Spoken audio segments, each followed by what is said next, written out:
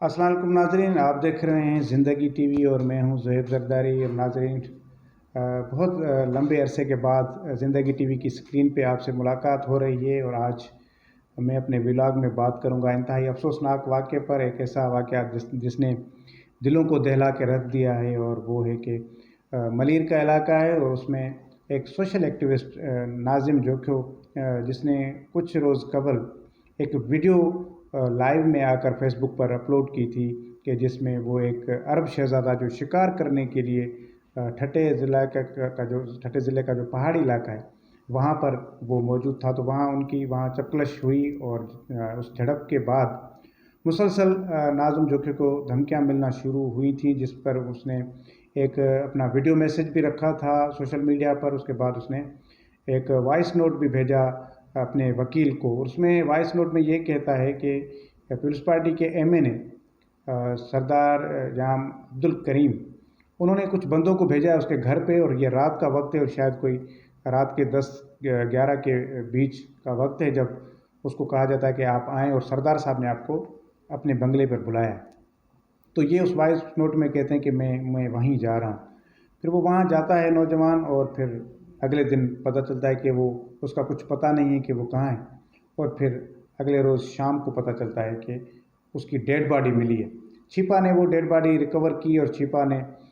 उसमें अपने प्रेस बयान में ये बता दिया कि उन्होंने जो डेड बॉडी है वो उन्होंने जाम हाउस से बरामद की है। तो बहरहाल उसके बाद तो पूरे सिंध में ये ख़बर एक आग की तरह फैल गई, और लोगों ने हर जगह पर शुरुआत उसकी तो सोशल मीडिया से हुई, लेकिन उसके बाद फिर मामला ये हुआ कि यहाँ कराची के इलाकों में नेशनल हाईवे पर धरने भी दिए गए। खैर, गुज़िश्ता रोज़ जब उनके उस मकतूल की तदफीन हुई, तो तदफीन के बाद बुरसा ने धाबे जी के करीब नेशनल हाईवे पर धरना दिया, और जो कई घंटों तक धरना जारी रहा, जिसके बायस जो नेशनल हाईवे पर ट्रैफिक है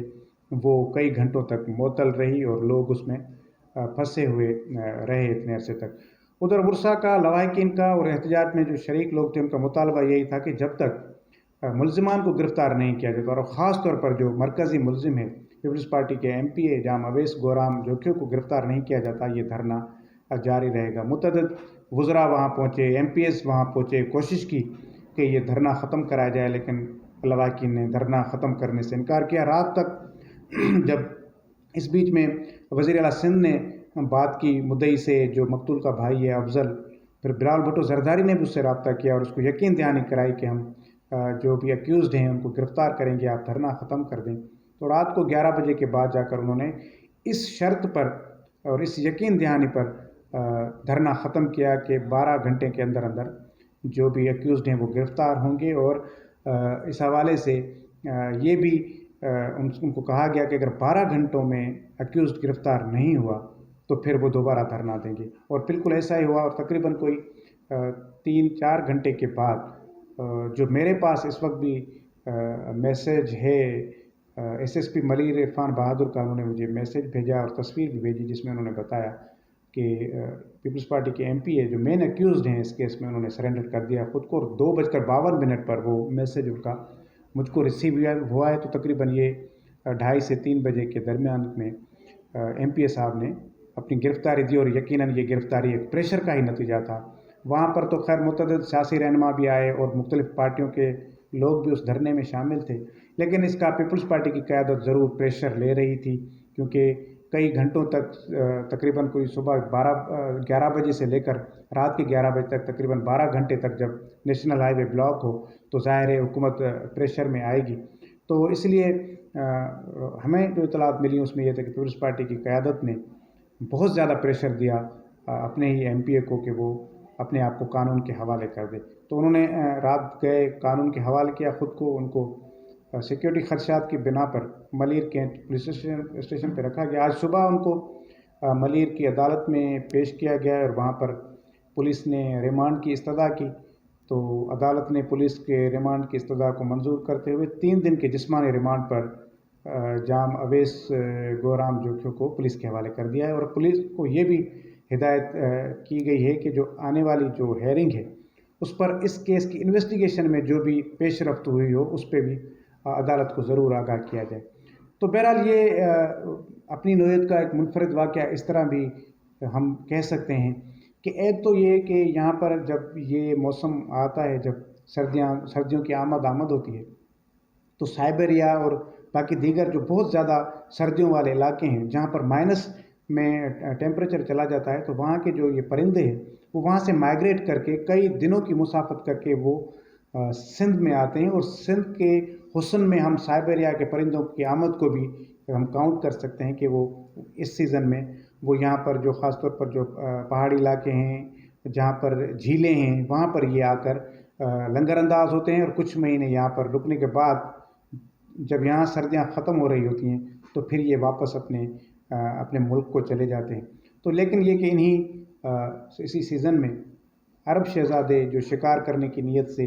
یہاں پر آتے ہیں، اور صرف سندھ میں نہیں بلکہ آپ دیکھیں گے پنجاب کے کچھ علاقوں میں، بلوچستان کے کچھ علاقوں میں وہ آ کر مختلف جانوروں کا اور پرندوں کا شکار کرتے ہیں۔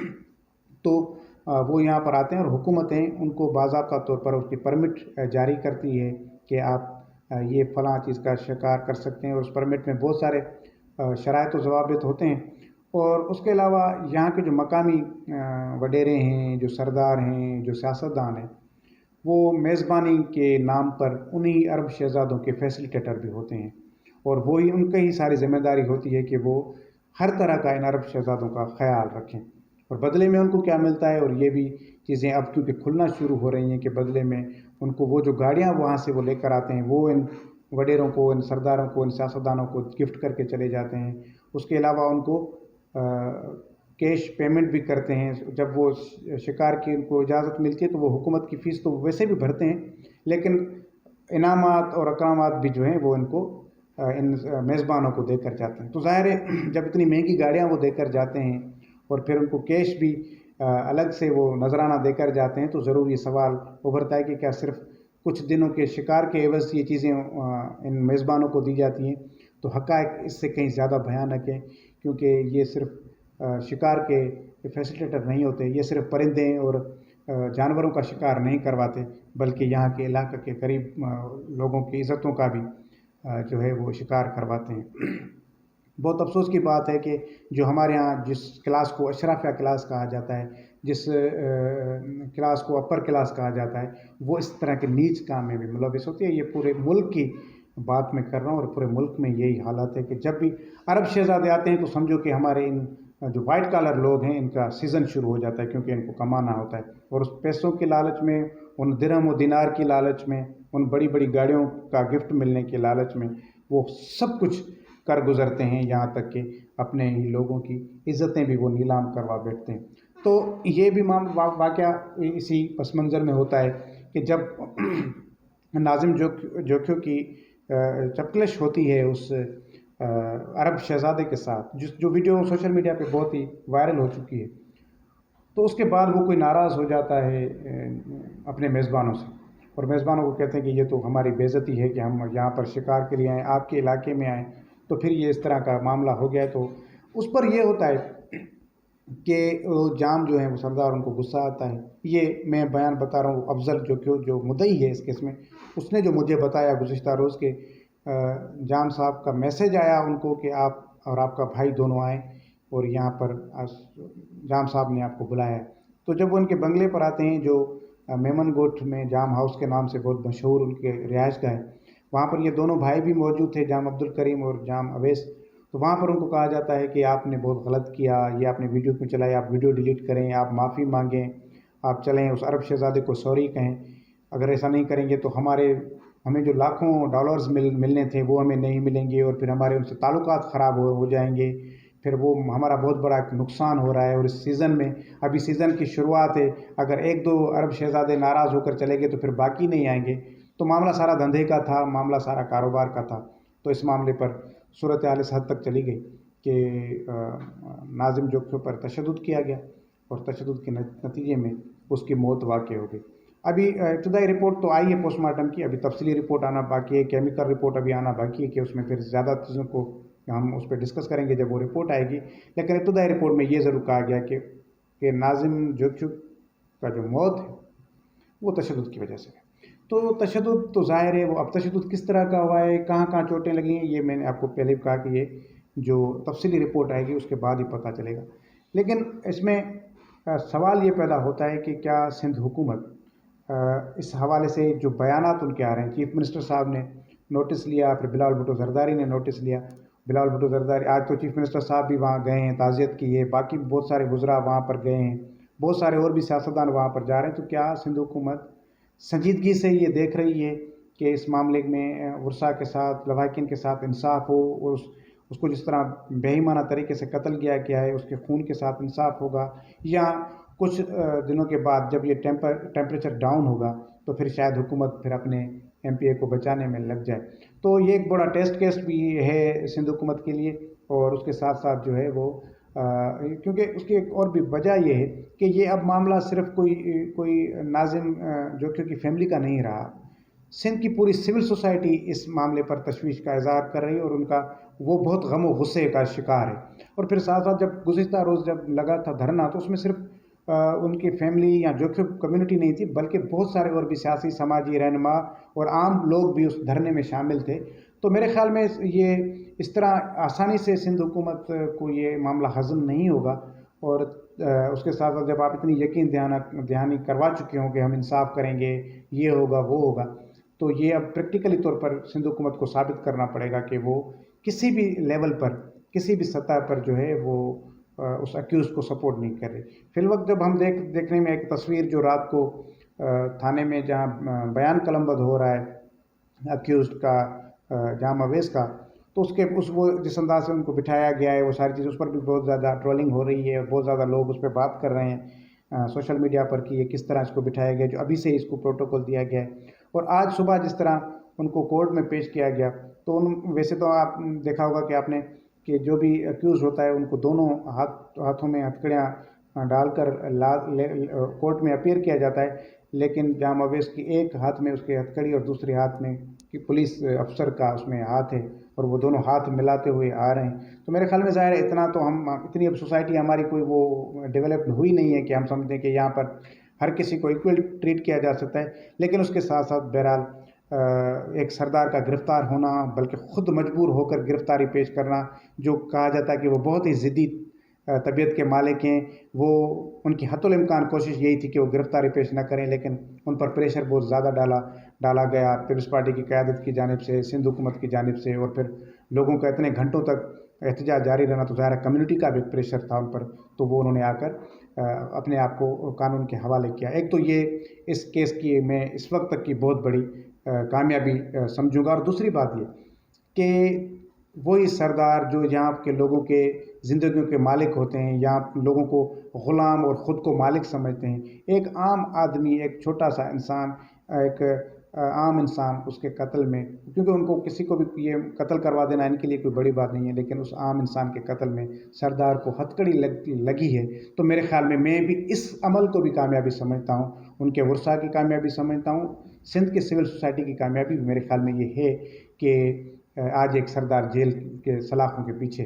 तो बहरहाल अब ये तो आने वाले दिनों में पता चलेगा कि केस में क्या चीज़ें और ज़्यादा आगे आती हैं, मामला किस तरफ जाते हैं, और वाकई सज़ा लगती है या नहीं लगती। बहरहाल ये तो महीनों और बरसों की कहानी है, पता नहीं कितना अरसा लगे इसमें, लेकिन बहरहाल ये एक ज़रूर है कि शुरुआत हुई है